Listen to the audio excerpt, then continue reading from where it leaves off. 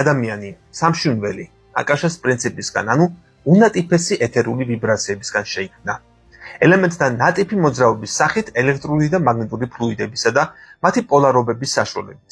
ისევე როგორც უხეშ მატერიალურ სხეულში მოქმედებენ ელემენტები, ზუსტად იგივე ხდება სამშვილდელის, ანუ ეგრეთ წოდებულ ასტრალური სხეულის ფუნქციებთან დაკავშირებითაც. 4 პოლუსიანი მაგნიტის მეშვეობით სამშვილდელი თავისი მახასიათებელი თვისებებით დაკავშირებულია, ანუ შერწყმულია სხეულთან. შერწყმა ხორციელდება სხეულშიც, ელემენტთა ელექტრომაგნიტური ზეგავლენის შედეგად. რადგანაც სული ვერ შეძლებდა თავისი მოქმედების განხორციელებას სამშვილდელის შუამავლობის გარეშე. ამიტომ ასტრალური სხეული ბევრი იმ თვისების მატარებელია, რომელსაც სული ფლობს. ტემპერამენტთა თვისებები იმის მიხედვით ყალიბდება, თუ რომელი თვისებაა ადამიანის ხასიათში ძირითადი, უპირატესი. გარეგნულად გამოხატული თვისებების ინტენსიურობა დამოკიდებულია პოლარობაზე, ანუ ელექტრულ და მაგნიტურ ფლუიდებზე. ტემპერამენტ და საერთო ზემოქმედების შედეგს წარმოადგენს გამოსხივება, რომელსაც პროფესიონალურ ენაზე აურა ეწოდება.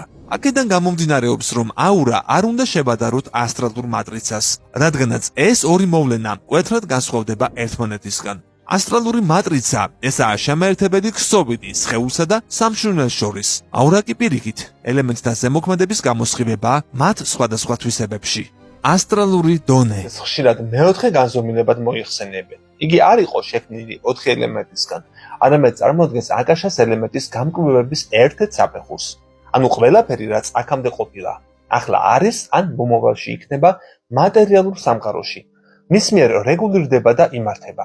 ასტრალური დონე სხვადასხვა არსებებითაა დასახლებული. პირველ რიგში ესენი არიან დედამიწაზე გარდაცვლილი ადამიანები, რომლებიც სამიანთის სულიერი სიმწიფის მიხედვით იმყოფებიან შესაბამის საფეხურეობრივად განსხვავებულ სიმკვრივის სფეროებში, რასაც სხვადასხვა რელიგიებში სამოთხეს ან ჯოჯოხეთს უწოდებენ. განდობილი კი ამ სახელწოდებებს სიმბოლურად აღიქვამს. რაც უფრო სრულყოფილი, კეთილშობილი და სუფთაა არსება, ასტრალური სიმკვრივის მით უფრო სუფთა და ნატიფ სფეროში ხვდება იგი. არსებათა სხვა ტიპი ეგრეთ წოდებული ლარვები. ისინი არ წარმოადგენენ სახელდობრ არსებებს. ესენი უბრალოდ ფორმებია, რომლებიც ასტრალური სამყაროს ყველაზე დაბალ საფეხურზე ნარჩუნდებიან.